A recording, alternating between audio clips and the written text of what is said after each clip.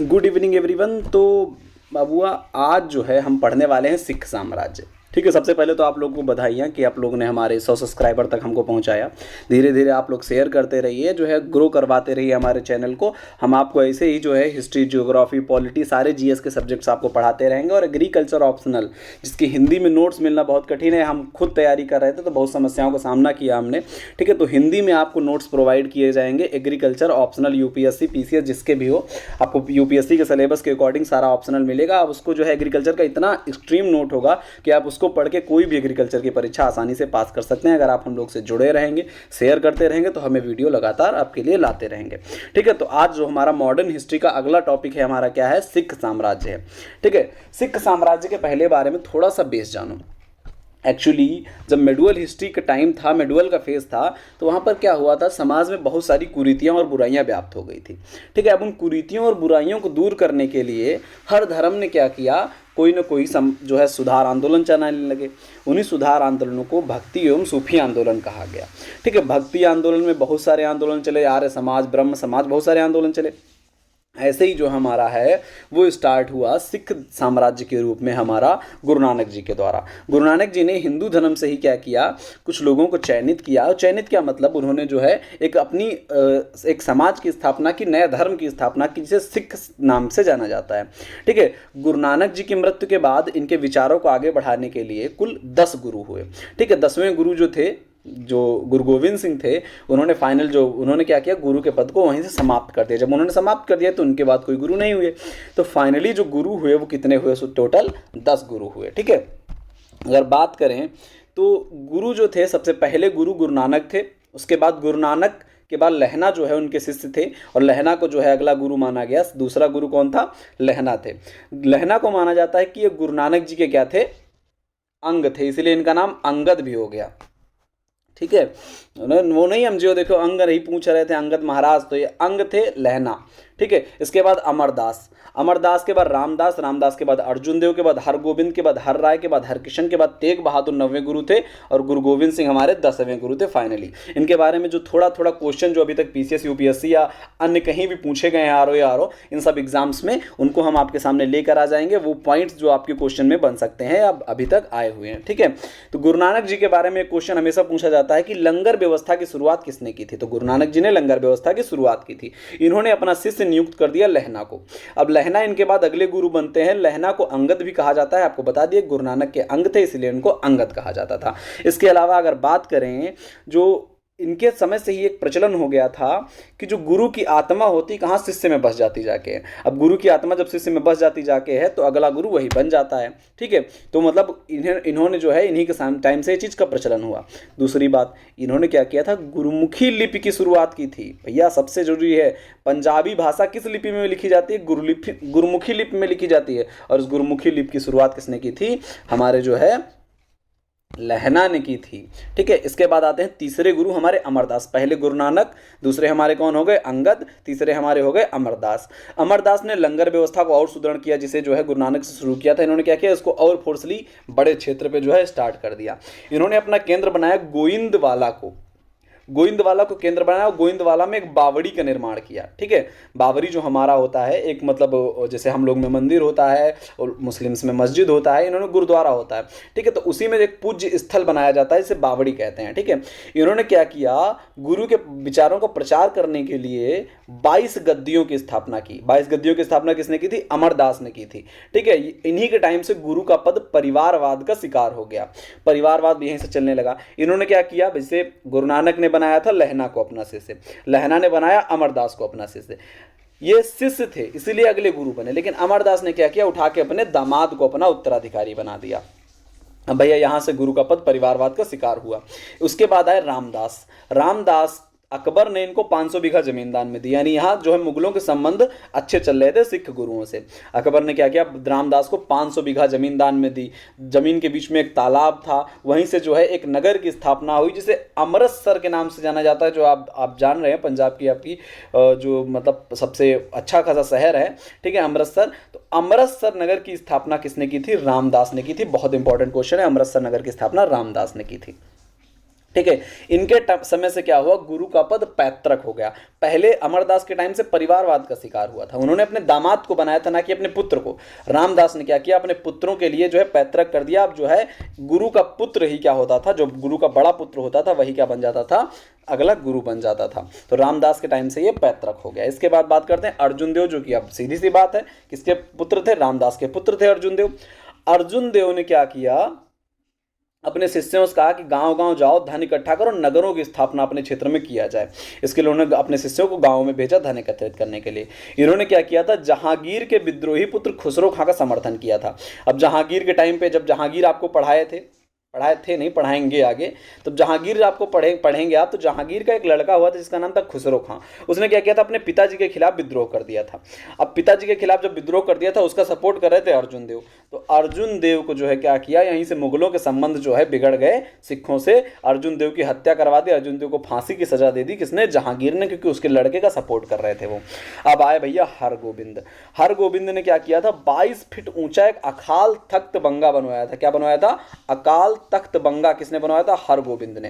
ध्यान रखिएगा, अर्जुन देव को फांसी दी जहांगीर ने, हरगोबिंद ने 22 फीट ऊंचा एक अकाल तख्त बंगा बनवाया था। ठीक है। इन्होंने सिखों को जो है सैनिक दृष्टिकोण से मजबूत करने का प्रयास प्रारंभ किया।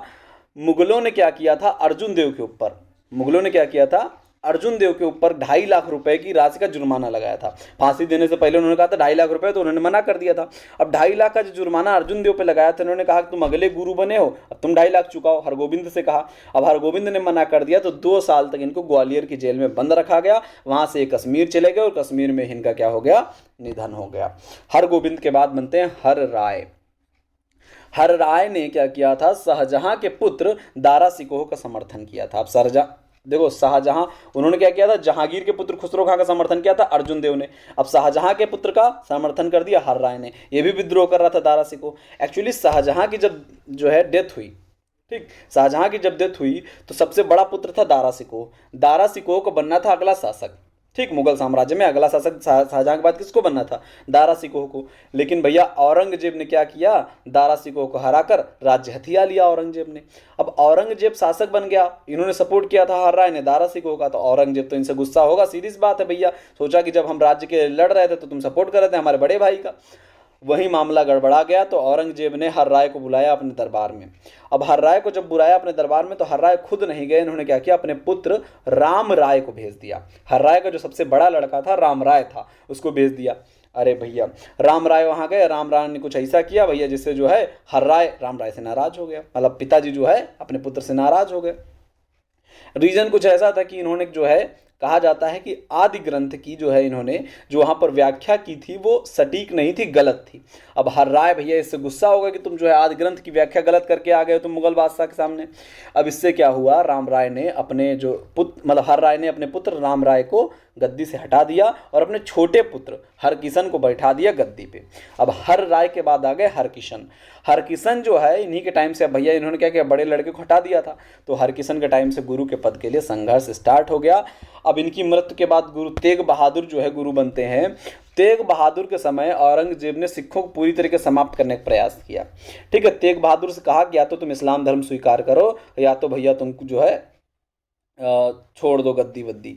तो भैया इसी के चलते इन्होंने मना कर दिया। तो 1675 में, बहुत इंपॉर्टेंट है, औरंगजेब ने किसकी हत्या कर दी, तेग बहादुर की हत्या कर दी। ठीक है, गुरु तेग बहादुर की हत्या किसने कर दी, औरंगजेब ने कर दी। 1675 में युद्ध हुआ था, युद्ध में जो है गुरु तेग बहादुर की हत्या कर दी गई। अब आते हैं गुरु गोविंद सिंह। गुरु गोविंद सिंह का जन्म पटना में हुआ था। अंतिम गुरु हमारे हैं ये, पटना में जन्म हुआ था। इन्होंने अपना उत्तराधिकारी जो है बंदा बहादुर को बनाया। इन्होंने अपने बाद से जो है गुरु का पद समाप्त कर दिया उत्तराधिकारी, फिर भी इन्होंने अपने शिष्य बंदा बहादुर को बना दिया था। गुरु गोविंद ने खालसा पंथ की शुरुआत की थी। बहुत इंपॉर्टेंट क्वेश्चन है, खालसा पंथ की शुरुआत कई बार पूछा गया, पीसीएस में भी, आरओ में भी, बहुत सारे जो लोअर एग्जाम्स होते सब में खालसा पंथ की शुरुआत गुरु गोविंद सिंह ने की थी। पाहुल प्रणाली के जन्म इन्होंने दिया था। ठीक है, पाहुल प्रणाली को इन्होंने जन्म दिया था। अर्जुन देव में शायद एक बात आपको बताना भूल गए हम, इन्होंने आदि ग्रंथ की भी रचना की थी। अच्छा, ये जो है ये यहाँ पर जो है आदि ग्रंथ की रचना अर्जुन देव ने की थी। ये भी क्वेश्चन कई बार पूछा गया है। ठीक है, बंदा बहादुर को उत्तराधिकारी बनाया। खालसा पंथ की शुरुआत जो है इन्होंने की थी, किसने, गुरु गोविंद सिंह ने। पाहुल प्रणाली को इन्होंने स्टार्ट किया। पाहुल प्रणाली क्या होती थी एक्चुअली, इन्होंने क्या किया था, लोगों को जो है कहा कि आप जन्म से सिख नहीं होते हैं, आपको क्या करना पड़ेगा, पाहुल संस्कृति से आप जो है सिख बन पाएंगे। ठीक है, पाहुल संस्कृति रखा, जो मतलब जैसे अपने यहाँ मुंडन संस्कार होता है वैसे इनको यहाँ पाहुल संस्कृति होती थी। ठीक, जैसे अपने जनेऊ संस्कार होता है, सॉरी हिंदू धर्म में जैसे जनेऊ संस्कार होता है, जनेऊ संस्कार के बाद माना जाता है कि आप ब्राह्मण बने अगर ब्राह्मण धर्म से हैं तो, ठीक, ब्राह्मण मतलब संप्रदाय से हैं तो। ऐसे ही जो है पाहुल प्रणाली एक होती थी। पाहुल प्रणाली में क्या होता था, अगर पाहुल प्रणाली बच्चे का किया जाएगा तो पहले यह मतलब होता था, जब धर्म सिख धर्म स्टार्ट हुआ तो ये नहीं था कि जो लड़का मतलब सिख है उनका पुत्र जो होगा वो सिख होगा, ऐसा कोई कंपल्सन नहीं था। गुरु गोविंद सिंह के टाइम से खालसा पंथ में ये हुआ। खालसा पंथ में कहा गया कि जो पाहुल संस्कार कर लेगा, पाहुल प्रणाली कर लेगा, वो सिख बन जाएगा। ठीक है, यानी पुत्र तुम्हारा चाहे तो किसी और धर्म को मान सकता है। उसके बाद धीरे धीरे जानते हैं आप, ये पैतृक हो जाता है, जबरदस्ती का हो जाता है कि अगर आप सिख है तो आप अपने बच्चे को पाहुल प्रणाली कराएंगे, बचपन में ही कराने लगे। ठीक, पाहुल प्रणाली के बाद क्या होता था कि जो बच्चे होते थे पंच ककार धारण करते थे। पंच ककार मतलब 5 केस, 5 के यानी केस, कंघा, कृपाण, कच्छ, कड़ा, क्योंकि ये लड़ाके के रूप में अब विकसित किया जा रहा था सिख जनजाति को, सिख जाति को। तो जो है लड़ाके के रूप में उनके पास लंबे बाल, कंघा, कृपाण यानी जो तलवार चाकू जो भी होता है, कच्छ और कड़ा, ये सब उनके पास होना चाहिए था। ठीक है, पाहुल संस्कृति के बाद जो पुरुष होते थे अपने नाम के आगे सिंह लगाने लगे, और जो महिलाएं होती थी वो अपने नाम के आगे क्या लगाती थी, कौर लगाती थी। ठीक है, इन्होंने एक पूरक ग्रंथ, आदि ग्रंथ का एक पूरक ग्रंथ लिखा जिसे 10वें बादशाह का ग्रंथ कहा जाता है। 10वें बादशाह क्यों, क्योंकि ये 10वें गुरु थे इसलिए 10वें बादशाह का ग्रंथ कहा जाता है। ठीक है, तो ये गुरु गोविंद सिंह हमारे इंपॉर्टेंट हो गए। इसके बाद जो बंदा बहादुर बनते हैं, बंदा बहादुर का मूल नाम क्या था, लक्ष्मण देव था। ठीक है, ये जन्म जो है इनका जम्मू कश्मीर में हुआ था लक्ष्मण देव का। उसके बाद ये आंध्र प्रदेश एक बार घूमने गए थे, वहाँ नांदेड़ में पहली बार क्या हुआ, ये गुरु गोविंद सिंह से मिल गए। अब गुरु गोविंद सिंह की बातें इनको इतनी अच्छी लगी, ये क्या हुए, गुरु गोविंद सिंह के शिष्य बन गए। गुरु गोविंद सिंह के जब ये शिष्य बन गए तो उसके बाद इन्होंने क्या किया, पंजाब जाकर सिखों को शक्तिशाली करने के लिए गुरु गोविंद सिंह ने इनसे कहा था। ये गए पंजाब, गुरु गोविंद सिंह के शिष्य बने, अपने शिष्य से गुरु गोविंद सिंह ने कहा जाओ पंजाब में जो है राजनीतिक रूप से शक्तिशाली हो। पंजाब ये चले गए। पंजाब में इनको नाम मिला गुरु बख्श सिंह के नाम से जाना गया, इनको गुरु बख्श सिंह नाम मिल गया। पंजाब में प्रथम सिख राज्य का गठन किसने किया था, बंदा बहादुर जो गुरु गोविंद सिंह के शिष्य थे, उनको जो है पंजाब में सिख राज्य का गठन का जो है गुरु माना जाता है। उन्होंने सबसे पहले क्या किया था, प्रथम बार सिख राज्य का गठन किया था। 1716 में फर्रुख सियर जो हमारा मुगल शासक था तो मतलब कमजोर, लेकिन फिर भी इसने क्या किया, चुपके से बंदा बहादुर की हत्या करवा दी। अब फिर से जो है राजनीतिक अस्थिरता आ गई। उसके बाद जो है कर्पूर सिंह अगले जो है उनके शिष्य बने। कर्पूर सिंह ने क्या किया, दल खालसा की स्थापना की, दल खालसा का गठन किया। अच्छा, खालसा पंथ किसने बनाया था, इंपॉर्टेंट क्वेश्चन कंफ्यूज करने वाला। खालसा पंथ गुरु गोविंद सिंह, लेकिन दल खालसा कर्पूर सिंह। ठीक है, पूछा जाता है दल खालसा को, भाई दल खालसा बनाया क्यों गया था, सिखों को एकजुट करने के लिए बनाया गया था, लेकिन दल खालसा खुद 12 भागों में टूट गया जस्सा सिंह आहलूवालिया के टाइम पे। जस्सा सिंह आहलूवालिया ने क्या किया, इनको 12 स्वतंत्र मिसलों में विभाजित कर दिया। अब हर मिसले का अपना अलग झंडा होता था, अलग नाम होता था, सब जो है अलग अलग चलने लगा। 12 मिसलों में बट गया, किसके टाइम से, जस्सा सिंह आहलूवालिया के टाइम से। इन्हीं के टाइम से जस्सा सिंह आहलूवालिया ने क्या किया था, एक राखी प्रथा की शुरुआत की थी। उन्होंने कहा था कि आपको अगर सुरक्षा चाहिए तो सुरक्षा के लिए आप जो है 1/5 भाग अपनी आय का देंगे। आपको लग रहा होगा कि मराठा में जैसे जो है चौथ और सरदेश मुखी लेते थे, वैसे यहाँ पर क्या सिखों में क्या लेते थे, राखी प्रथा के लिए पैसा लेते थे। राख सुरक्षा के नाम पे 1/5 भाग आय का देना पड़ता था, इसे राखी प्रथा कहा गया था। ठीक है, इसके बाद रणजीत सिंह जो है सबसे शक्तिशाली शासक बनते हैं पंजाब राज्य के, स्वतंत्र राज्य के सबसे शक्तिशाली शासक कौन बनते हैं, रणजीत सिंह, जिनके बारे में जो है आपको अब डिटेल में पढ़ना है। यहीं से आपका जो है मॉडर्न का कॉन्सेप्ट, तो आपका बैकग्राउंड था जो अभी तक आपने पढ़ा, यहाँ से आपका मॉडर्न अच्छे से स्टार्ट होता है। रणजीत सिंह के बारे में एक क्वेश्चन कई बार पूछा गया है, वो किस मिसले से संबंधित थे। तो रणजीत सिंह 1780 में सूकर चकिया मिसल में, किसमें, सूकर चकिया मिसल में पैदा हुए थे 1780 में। अपने जन्म के समय इनके पिता का नाम क्या था, महासिंह था। महासिंह इनके जो पिता थे वो सूकर चकिया मिसल के प्रधान थे। ठीक, 12 मिसलों में बटा था, तो सूकर चकिया मिसल के प्रधान कौन थे, इनके पिताजी थे। अब जब उनकी 1792 में महासिंह की डेथ हो जाती है इनके पिताजी की, तो ये जो है क्या बन जाते हैं, जो है सूकर चकिया मिसल के प्रधान बन जाते हैं। आगे भैया अब इनके 2 कॉन्सेप्ट हमको पढ़ने हैं। रणजीत सिंह का अफगानिस्तान के साथ कैसा संबंध था, क्योंकि पंजाब राज्य आपने देखा है अफगानिस्तान के बगल में जस्ट है। तो पंजाब राज्य के जो हमारा ये पंजाब, की तब लाहौर तक पंजाब पूरा फैला हुआ था पाकिस्तान तक, ठीक ना। आज वाले पाकिस्तान, आप आज वाले पंजाब को ना देखिए, तब वाले पंजाब को आप अगर देखेंगे तो पूरा पाकिस्तान तक ये फैला हुआ था, एकदम अफगानिस्तान से टच था। ठीक है, तो अफगानिस्तान के साथ कैसे संबंध थे पंजाब के, रणजीत सिंह के, इसके बारे में आप जानेंगे, और ब्रिटिश के साथ कैसे संबंध थे इसके बारे में आप जानेंगे। तो दो टाइप के संबंध जो है अफगानिस्तान के साथ बने, दो समय की बात है। मतलब पहले फेज में जो है, पहले फेज में क्या हुआ, 1793 की बात है। 1793 में जमान शाह जो था अफगानिस्तान का शासक था। अफगानिस्तान का शासक कौन था? जमान शाह। और जमान शाह क्या भैया पावरफुल शासक था अफगानिस्तान का। वो भारतीय क्षेत्रों को अपने कब्जे में लेना चाहता था। इसके लिए उसने क्या किया, अटैक करना भारत पे स्टार्ट किया। 1795 में, 1796 में 2 बार अटैक किया, लेकिन बहुत भारी सफलता नहीं मिल पाई। 1796 के बाद उसने 1798, 97 मिस कर दो, एक 95, 96, 98 में 3 बार अटैक किया। आखिरी वाला अटैक उसका बहुत भीषण था और लाहौर तक अंदर घुस आया। अब लाहौर तक जब जीतते हुए अंदर घुस आया भैया, जब ये घुस रहा था जमान शाह, क्या हुआ, अफगानिस्तान में वहाँ लड़ाई झगड़ा होने लगा उसी के राज्य में। अब वहाँ क्या हुआ, आंतरिक विद्रोह हो गया। आंतरिक विद्रोह के चलते उसको भैया वापस लौट के जाना पड़ा। सोचा अपना ही राज्य नहीं रह जाएगा तो यहाँ जीत के क्या करेंगे। आंतरिक विद्रोह के चलते वापस जा रहा था अफगानिस्तान में, जो है वो निकल रहा था जैसे ही जो है, तो चिनाब नदी में उसकी कुछ तोपें वोपें गिर गई। भैया जल्दी जल्दी भागा, कि सोचा हमारा राज्य वहाँ छिन जाएगा, तो इसके लिए जो है वापस जा रहा था। वापस जाते समय क्या हुआ, उसकी तोपें कुछ क्या थी, चिनाब नदी में गिर गई। अब चिनाब नदी में गिर गई, उसको निकलवाने का समय नहीं था, फटाफट निकल गया। अब रंजीत सिंह ने क्या किया, वो तोपें निकलवा के जमान शाह को अफगानिस्तान भिजवा दिया। अरे भैया जमान शाह बड़ा खुश हुआ। जमान शाह ने कहा अरे यार तुम बहुत बढ़िया आदमी, तुम राजा हो यार, दिल के राजा हो। तो राजा की उपाधि दे दी ऐसे ही, लाहौर की सूबेदारी दे दी। कहा भैया तुम लाहौर के सूबेदार बन जाओ अब तुम। पहले लाहौर पर जो है पंजाब का ही शासन था, लेकिन भंगी मिसल का शासन था। अब भंगी मिसल की जगह उन्होंने क्या किया, रंजीत सिंह को जब सूबेदारी दे दी, रंजीत सिंह ने क्या किया, भंगी मिसल को किनारे किया, लाहौर पे कब्जा कर लिया, छीन लिया भंगी मिसल से। अब भैया सूकर चकिया मिसल का इस पे भी शासन हो गया। 1801 में अफगानिस्तान में क्या हुआ, सत्ता परिवर्तन हो गया। आप देखिए यहाँ पर क्या हुआ, ये कहानी जो है लगभग 1798 की है। 1798-99 में इसने क्या किया था, लाहौर पे कब्जा कर लिया। अब 1801 में तुरंत ही उधर क्या हुआ, अफगानिस्तान में सत्ता बदल गई। सत्ता बदल गई, जो जमान शाह थे उनको हटा के उनका सौतेला भाई शासन व्यवस्था बैठ गया अफगानिस्तान में। अब इन्होंने, जो सूबेदार थे अफगानिस्तान के, इन्होंने क्या किया, अफगानिस्तान से कहा तुम किनारे हो बेटा, अब हम खुदे जो है लाहौर पे शासन करेंगे। इन्होंने क्या किया, अपने आप को स्वतंत्र घोषित कर लिया, और वहीं से जो है इन्होंने क्या किया, अपने आप को महाराजा की उपाधि, पंजाब के महाराजा की उपाधि धारण कर ली। फलस्वरूप रंजीत सिंह और अफगानियों के संबंध बिगड़ गए। ये तो भैया फर्स्ट फेज था, इतना जो है फर्स्ट फेज में हुआ। ये 1801 तक की बात, 2 तक की बात है। ठीक, उसके बाद बात आगे बढ़ती है, आगे बढ़ती है भैया, संबंध बिगड़े थे तब बिगड़े थे, लेकिन उसके बाद कुछ बहस हुई नहीं। अब बात हुई अफगानिस्तान में शासन चल रहा था शाह शुजा का। अब शाह शुजा का शासन चल रहा है, अब जमान शाह वमान शाह वाली बात खत्म। अब अफगानिस्तान पे शासन चला था शाह शुजा का।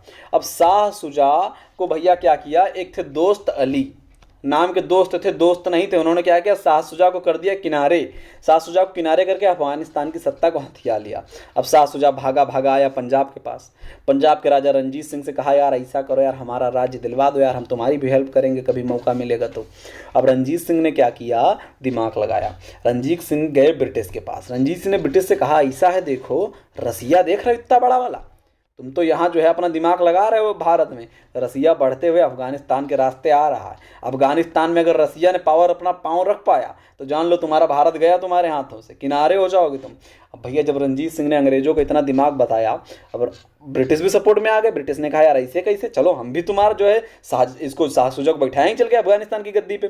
तो भैया क्या हुआ, शाह शुजा, ब्रिटिश और तुम्हारा जो रंजीत सिंह थे, इन तीनों के बीच में क्या हो गई, एक हो गई संधि, जिसे कहते हैं त्रिपक्षीय संधि। कब हुई थी, 1838 में। बहुत इंपॉर्टेंट, ध्यान रखना, अफगानिस्तान के शासक शाह शुजा, ब्रिटिश और रंजीत सिंह के बीच में त्रिपक्षीय संधि कब हुई थी, 1838 में।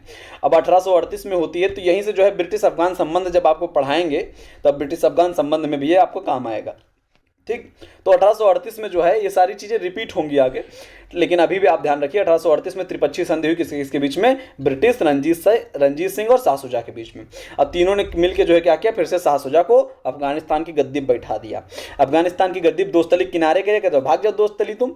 अब दोस्तली किनारे करे और शाह शुजा को बैठा दिया गद्दी पे। शाह शुजा को जब बैठा दिया गद्दी पे, शाह शुजा ने क्या कहा, कैसा है भैया, देखो नादिर शाह आया था यार मिडवल हिस्ट्री में तुम्हारे यहाँ, अब तुम्हारे यहाँ से हमारे यहाँ जो है कोहिनूर लूट के लिए चल चला गया था। ले रणजीत सिंह तुम ले लो, तुम हमें गद्दी पर बैठाया, तुम कोहिनूर हीरा ले लो। तो जो है क्या किया, नादिर शाह जो लूट के ले गया था वो कोहिनूर हीरा रंजीत सिंह को दे दिया। लो भैया हमको मिल गया कोहिनूर। अब हमको हमारे लिए मिला कि ब्रिटिशर्स के लिए मिला वो तो अलग बात है, हालांकि अब तो ब्रिटिशर लेके भागी गए। इसके बाद बात आती है रंजीत सिंह के ब्रिटिश के साथ संबंध। ये भी दो फेज में आप पढ़ेंगे, 1806 से 1831 तक और 1831 से 1839 तक, दो फेज में पढ़िए। 6 से 31 तक जो है क्या हुआ, रंजीत सिंह बहुत जुगाड़ी आदमी था। 6 में पहले जो है मित्रता की एक संधि कर ली। 6 में जो है क्या हुआ, शाश्वत मित्रता की संधि कर ली, कहा लड़ाई झगड़ा हम लोग नहीं करेंगे, हम लोग व्यवहारी रहेंगे ब्रिटिश के साथ में। ठीक भैया, रंजीत सिंह ने कहा चलो ठीक है तो हम तुम्हारे मित्र हैं। इन्होंने क्या किया, सतलज नदी के एयरफेयर में उत्तर बोले तो उत्तर दक्षिण अगर आप बात करेंगे, उत्तर दक्षिण की अगर बात करेंगे तो जो ऊपर होता है हमारा क्या होता है, नॉर्थ होता है, नीचे साउथ होता है, इधर हमारा क्या होता है, ईस्ट होता है, इधर हमारा क्या होता है, वेस्ट होता है। ठीक, ये बातें तो कॉन्सेप्ट की हो गई। इन्होंने क्या किया, उत्तर में, ठीक, उत्तर के बाद किसमें, पश्चिम में, इस वाले पूरे रीजन में क्या किया, कब्जा करना स्टार्ट किया उत्तर पश्चिम वाले में। ठीक, जीतते चले गए। इन्होंने क्या किया, सारे जितने भी मिसले थे सबको जीत लिया। अब मिसला बचा खाली एक, वो बचा था फुलकलिया मिसला। अब भैया फुलकलिया को नहीं रंजीत सिंह जीत पाए थे, बाकी सबको तो जीत लिए थे। अब फुलकलिया में 3 छोटे छोटे राजा थे, एक तो नाभा के शासक थे, एक जिंद के, एक पटियाला के, 3 क्षेत्र थे। फुलकलिया मिसल में 3 क्षेत्र थे, नाभा, जिंद और पटियाला, तीनों में अलग अलग मुखिया बना हुआ था, नाभा, जिंद और पटियाला। अब नाभा और जिंद ने क्या किया भैया, क्या किया, रंजीत सिंह के समय अधीनता स्वीकार कर ली। पटियाला अकेला बच गया। आप सोचो, फुलकलिया में भी नाभा जिंद ने अधीनता स्वीकार कर ली, बचा क्या खाली पटियाला। अब भैया पटियाला, नाभा वालों ने कहा ऐसा करो यार भैया हमारा तनिक रंजीत सिंह तुम सपोर्ट करो, ये जो है पटियाला को हम लोग दबाया जाए मिलके। जो है पटियाला के विरुद्ध रंजीत सिंह की सहायता मांगी। रंजीत सिंह ने क्या किया, सतलज के पूरब में बढ़कर, देखो ये सतलज नदी थी, ये मान लो सतलज नदी बह रही थी ऐसे, ठीक, सतलज नदी अभी तक इस साइड जितने क्षेत्र थे सबको जो है क्या किया था, रंजीत सिंह ने कब्जा लिया था। अब भैया पूरब की तरफ एक जो क्षेत्र था उस पर भी जब कब्जा करने ये पहुंचे, पूरब की तरफ कौन सा क्षेत्र था भैया, यही तुम्हारा फुलकलिया मिसल वाला।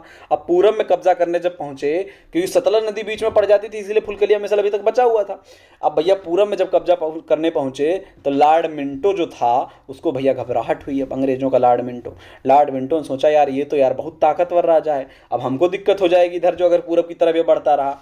तो इनने क्या किया, अपने दूत चार्ल्स मेटकाफ को भेज दिया पंजाब। चार्ल्स मेटकाफ को भेजा रंजीत सिंह से बातचीत करने। रंजीत सिंह से बातचीत हुई। 1809 में क्या हुआ, ब्रिटिश और रंजीत सिंह के बीच में अमृतसर की संधि होती। बहुत इंपॉर्टेंट संधि है, याद रख लीजिए। 1809 में अमृतसर की संधि किसके बीच में हुई थी, लॉर्ड मिंटो और हमारा कौन थे, ये लॉर्ड मिंटो और हमारे रंजीत सिंह के बीच में। अब भैया रंजीत सिंह और मिंटो के बीच में संधि हो गई अमृतसर की। संधि की शर्तें कुछ इस प्रकार रखी गई कि जो सतलज नदी है, मान लो आपको बताया था ये सतलज नदी आपकी बह रही है, अरे यार मान जाओ भाई, ये सतलज नदी आपकी बह रही है। सतलज नदी के, अब भैया सतलज नदी है, पूरब का क्षेत्र ये है, पश्चिम का क्षेत्र ये है। तय हो गया कि सतलज नदी के जो पूरब का क्षेत्र होगा इस क्षेत्र पर ब्रिटिश का कब्जा रहेगा और सतलज नदी के पश्चिम का जो क्षेत्र होगा रंजीत सिंह का। यानी एक सीमा रेखा मान लिया गया सतलज नदी को। ठीक, कहा गया कि इधर के जो पश्चिम के 45 परगने इन पर तुम्हारा अधिकार है। तुम कहा तुम उत्तर की तरफ यानी ऊपर जाके इधर शासन खूब करो, शासन ऊपर तक कब्जा करो जाके, हमको कोई दिक्कत नहीं है, लेकिन पूरब की तरफ तनी छोड़ दो, पूरब की तरफ हमको रहने दो। भैया तय हो गया। चलो रंजीत सिंह भी जुगाड़ी था, उसने सोचा यार लड़ने कोई फायदा है नहीं, हम लोग जो है मान लेते हैं, बात मान ली भैया। अब लुधियाना में एक जो है कहा कि ब्रिटिश सैन्य टुकड़ी रख लो, लुधियाना में, लुधियाना जो हमारा है उसमें ब्रिटिश सैन्य टुकड़ी रख लो। ठीक, इस संधि के फलस्वरूप सतलज नदी क्या हुआ, दोनों की सीमा रेखा बन गई। आगे बात जो है बिगड़ती है 1831 से 1839। अब भैया ये संधि हुई थी 1809 में। 9 की संधि जो थी ये 31 तक तो आसानी से चलती रही, लेकिन 31 के बाद भैया दोनों मामला बिगड़ने लगा। क्या बिगड़ने लगा, 9 के बाद 31 तक दोनों में व्यवहार चला, लेकिन उसके बाद बिगड़ना कहाँ शुरू हुआ, सिंध के मुद्दे पे। सिंध कहाँ बसा हुआ था, जो भैया ये सतलज नदी है। ठीक, अब इधर जो तो थे वो थे कौन, रंजीत सिंह, इधर थे ब्रिटिश। तय हो गया था ये पहले से 1809 में तय हुआ था। अब इधर जो है एक शासन, एक प्रांत था सिंध, ठीक, जो कि क्या था, सतलज के दक्षिण में स्थित था। अब भैया सतलज नदी के दक्षिण में स्थित है। अब दक्षिण में स्थित था तो जो है जब इन्होंने प्रयास किया सिंध पे कब्जा करने का रंजीत सिंह ने, तब भैया जो ब्रिटिश थे वो मना करने लगे, तुम भैया सिंध पे कब्जा ना करो। तब रणजीत सिंह ने कहा कि ऐसा है, देखो तुम कहते पूरब में जो है हमारा राज्य है, अब हम उत्तर में दक्षिण में चाहे जिधर कब्जा करें, तुम कहते कि पश्चिम में ना आना, मतलब पूरब में ना आना, सॉरी पूरब में ना आना, तो पूरब में तो हम नहीं आ रहे हैं, हम इसके उत्तर में जाए, इसके दक्षिण में जाए, कितना भी कब्जा करें तुम्हें दिक्कत नहीं होनी चाहिए। अब भैया यहाँ से अंग्रेजों ने क्या किया, थोड़ा थोड़ा मामला बिगड़ा, अंग्रेजों ने सिंध को जो है, सिंध के शासक को डराना शुरू किया, कहा कि रणजीत सिंह कब्जा कर ले बहुत मारेगा तुमको हैं। तो सिंध के शासक ने क्या किया, अंग्रेजों गुलामी स्वीकार कर ली। अंग्रेजों को भैया अधीनता जब स्वीकार कर ली, भैया रणजीत सिंह को बड़ा गुस्सा आया कि तुम जो है बक्की बका के सिंध के शासक को कब्जा कर लिया, उस पर तो हम कब्जा करना चाह रहे थे। मामला थोड़ा सा बिगड़ा, लेकिन 1839 आते आते रणजीत सिंह डेथ कर गए। 1839 में जब रणजीत सिंह डेथ कर गए तो बात यहीं खत्म हो गई भैया इनकी। रणजीत सिंह डेथ कर गए, उसके बाद रणजीत सिंह के मृत्यु के बाद रणजीत सिंह के 3 पुत्र थे, खड़ग सिंह, नौनिहाल सिंह, शेर सिंह, जो कमजोर शासक थे। इन्होंने क्या किया, तीनों ने क्रमशः शासन कर लिया, पहले खड़ग सिंह किया, फिर नौनिहाल सिंह किया, फिर शेर सिंह किया। ये 39 से 43 4 साल में सब लोग कर लिए शासन। उसके बाद शासक बनता है दिलीप सिंह। दिलीप सिंह बहुत बच्चा आदमी था, मतलब छोटा सा बच्चा था दिलीप सिंह, तो दिलीप सिंह को शासक बना दिया गया। हालांकि शासन व्यवस्था जो संभाल रही थी दिलीप सिंह की मम्मी संभाल रही थी, जिनका नाम था रानी जिंदल। अब रानी जिंदल या झिंदल जो भी था, 1843 से 49 के बीच में इन्होंने बंटाधार कर दिया। सिख साम्राज्य जो कि बड़ा साम्राज्य बना हुआ था, पंजाब राज्य बहुत बड़ा राज्य बना हुआ था, उसकी बर्बाद कर दिया। इनके टाइम पर 2 आंग्ल सिख युद्ध हुए। पहले के कारण आप सुनेंगे तो आपको मजा आ जाएगा, मतलब हंसी आएगी उनकी शासिका की सोच पे। रानी जिंदल की जो थी, अब भैया शेर सिंह के काल से ही, जब शेर सिंह से पहले आपको बताया था शेर सिंह तीसरा शासक था, खड़ग सिंह, नौनिहाल सिंह, शेर सिंह के काल से ही क्या हुआ था, पावर जो है सेना ने अपनी बढ़ा ली थी। सेना अपना वर्चस्व बना रही थी राज्य में। अब सेना अपना वर्चस्व बना रही थी, रानी जिंदल ने सोचा सेना से शुरू बहुत उचक रही, राजा की मान नहीं रही है। सेना को सोचा ऐसा है, सेना को भिड़वा देते हैं कहीं अंग्रेजों से, जब सेना जब लड़ेगी ना, मरेंगे 2-4 सैनिक जो है, तब ठंडाएगी सेना। इन्होंने क्या किया, इसी चक्कर में रानी जिंदल, वजीर लाल सिंह और सेनापति तेजा सिंह, इन तीनों ने मिलकर प्लान बनाया और कहा कि ब्रिटिश से भिड़वा दिया जाए। ये तो मतलब सामान्य कारण था, इसलिए जो है युद्ध हुआ। तत्कालिक कारण में बस उन्होंने क्या किया था, लुधियाना के समीप में 2 गांवों पर ब्रिटिश ने अधिकार कर लिया था 1845 में। अब भैया आरंभिक विकास चालू करवा दिए, लड़ो जाके, सेना आदेश दे दिए। अब सेना पहुंच गई, सेना पहुंची तो मुदकी, फिरोज शाह और अलीवास नाम के 3 युद्ध लड़े। कौन कौन सा याद रखना, MFA, मुदकी, फिरोज शाह और अलीवास, ये 3 युद्ध लड़े और तीनों में क्या हुआ, सिखों की स्थिति बढ़िया रही। लेकिन भैया फाइनली 10 फरवरी 1846 को सबराओ का युद्ध, बहुत इंपॉर्टेंट है, सबराओ के युद्ध में जो है क्या हुआ, फाइनली हार गए। सिख जो है प्रथम युद्ध में फाइनली किस युद्ध में हारे थे, सबराओ के युद्ध में। कब हुआ था, 10 फरवरी 1846 को। ठीक है, अब 10 फरवरी 1846 को जब हार गए तो अगले महीने में जो है 9 मार्च 1846, यहाँ पर है गलत लिख गया है, 1846, 9 मार्च 1846 को क्या हुआ, लाहौर की संधि हुई। यहाँ पर जो है 19 नहीं है, यहाँ पर क्या है 1846 है। ठीक है, जब आपको पीपीटी मिलेगी, PDF दिया जाएगा तो करेक्ट कर देंगे हम, आप चिंता मत करिए। अभी फिलहाल आप जान लीजिए कि 9 मार्च 1846 को क्या हुआ, लाहौर की संधि हो गई। अब लाहौर की संधि के बाद क्या होता है, अब लाहौर की संधि में ब्रिटिश को क्या मिलता है भैया, पहले जो संधि हुई थी अमृतसर की 1809 में, उसमें क्या कहा गया था कि ये सतलज नदी है, सतलज नदी के जो पूरब का है वो ब्रिटिश का है, जो पश्चिम का है वो किसका है भैया, पंजाब का है, सिंध मतलब सिखों का है। अब कहा गया सतलज तो थी नहीं सीमा, अब कहे सतलज के इधर एक नदी और है जिसका नाम है ब्यास। अब कहा कि सतलज और ब्यास के बीच का क्षेत्र हमको दे दो, ब्यास नदी को सीमा रखते हैं, ब्यास के इधर का तुम रखो, ब्यास के इधर का हम रखते हैं, सतलज और ब्यास के बीच का सब हमारा। भैया मामला गड़बड़ाया, दुर्ग सारे देने पड़ गए। 1.5 करोड़ रुपए कहा कि तुम हमको दे दो, हमको लड़ाई की है तुमसे, हम थक गए हैं, बोनबीटा पियेंगे जाकर, तो 1.5 करोड़ हमको दे दो। तो 1.5 करोड़ युद्ध क्षतिपूर्ति के रूप में ले लिए। कहा कि तुम थोड़ा सेना कम रखो, तुम बहुत उचक रहे हो, तो सेना भैया कम कर दिया गया, 20,000 घुड़सवार तक सीमित कर दिया गया। कहा 20,000 से ज़्यादा घोड़े नहीं रखो, घुड़सवार नहीं रखोगे, 12,000 से ज़्यादा जो है, मतलब 20,000 से पैदल सैनिक नहीं रखोगे, 12,000 से ज़्यादा घुड़सवार नहीं रखोगे। अब भैया 1840 तक पंजाब में ब्रिटिश सैनिक कहा, इन्होंने कहा दिसंबर 1840 तक ऐसा करते हैं, ये हम लोग संधि कर रहे हैं 39 में, तो ऐसा करते हैं 40 तक जो है तुम्हारे यहाँ क्या करते हैं, अपनी सेना रख देते, रखो दिसंबर तक, लास्ट तक। ठीक है, अब भैया कहा कि ब्रिटिश रेजिडेंट जो हम रखी जाएगी, ये पंजाब के आंतरिक मामलों में हस्तक्षेप नहीं करेगी, तुम चिंता ना करो, पंजाब में होकर ब्रिटिश सेना आएगी जाएगी, तुम रोको टोको ना, किसी और यूरोपीय को तो आने देना ही मत। ठीक है, ये तो हमारी जो है सबसे पेट संधि रहती, सबसे हम कर लेते हैं जिससे करते हैं, किसी और ब्रिटिश यूरोपीय को ना आने देना तो अपने यहाँ। अब भैया सिख के पक्ष में क्या मिला, सिख को मिला ठेंगा। कहा कि चलो दिलीप सिंह को हम राजा मान लेते हैं, रानी जिंदल को हम उनकी संरक्षिका मान लेते हैं, लाल सिंह को वजीर मान लेते हैं, तेजा सिंह को सेनापति मान लेते हैं, मतलब दिया कुछ नहीं, मान लिया, चलो तुम हो राजा। चलो भाई हो राजा।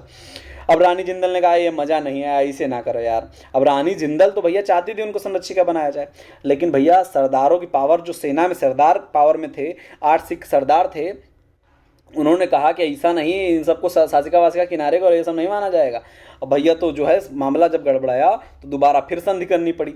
तो लाहौर की संधि हुई थी, जो है प्रथम आंग्ल सिख युद्ध के बाद हुई लाहौर की संधि, और लाहौर की संधि के बाद फिर प्रथम आंग्ल सिख युद्ध के बाद ही जो दूसरी और संधि होगी, जिसे कहते हैं भैरोवाल की संधि, 16 दिसंबर 1846 को हुई। इन्होंने क्या किया, दिलीप सिंह के वयस्क होने तक ब्रिटिश की सेना पंजाब में रहेगी। अब लो भैया, पहले कहा था दिसंबर तक रहेगी, अब इन्होंने कहा कि अब जो है रहेगी रहेगी रहेगी, मतलब परमानेंट रख लो भैरव सिंह। भैरोवाल की संधि में कहा कि जब तक दिलीप सिंह जवान नहीं हो जाते तब तक रहेगी। दिलीप सिंह बच्चा था ना, कहा कि 22 लाख रुपए दिलीप सिंह उस सेना पे खर्च भी करेंगे हर साल। 8 सिख सरदारों की एक परिषद बनाई जाएगी, जिससे जो है प्रशासनिक व्यवस्था संचालित करने का पावर किसको दे दिया, सिख सरदारों की परिषद को। ठीक है, इन्होंने कहा सिख सरदारों की परिषद बना लो। ठीक, आंतरिक मामलों पे कहा कि अब जो है ब्रिटिश जो रेजिडेंट रह रही है पंजाब के आंतरिक मामलों में हस्तक्षेप करेगी, अभी तक कहा था नहीं करेगी, और मजा मिल गया ब्रिटिशर्स को।